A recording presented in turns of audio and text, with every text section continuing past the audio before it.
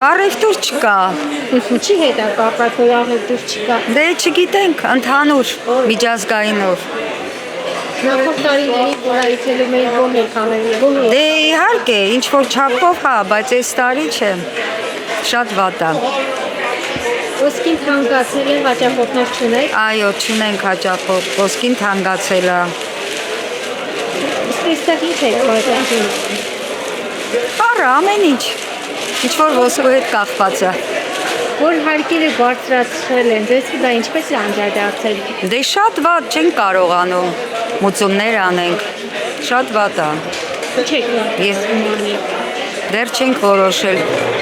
Նայեք հայտարարի պետք է ներկայացնել։ Ասում են, այո։ Պատրաստվում եք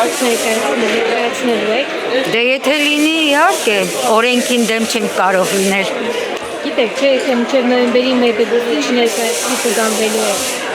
Գիտենք,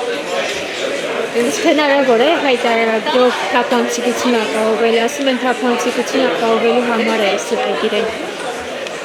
չեմ կարող ասել Ազեզ ջան, պետքա փորձենք, տեսնենք ինչ կստացվի։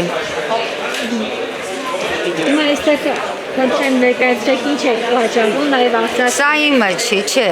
միայն սա է իմը։ Ինչ գներից է սկսվում։ Դե տարբեր, 30,000-ից սկսած ունենք 40, բայց դե ինքան մանրուք է, որ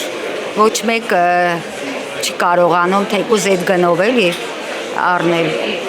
շատ դժվարացել է։ Այսօր հասցրել եք վաճառել արդեն։ Ինչպես։ Այսօր հասցրել եք։ Չի Ազիզ ջան,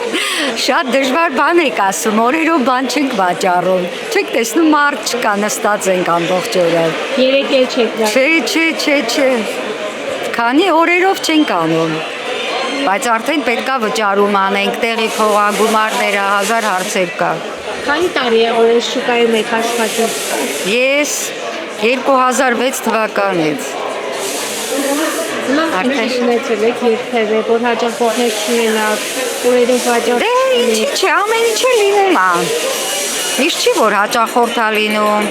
լավ, վատ։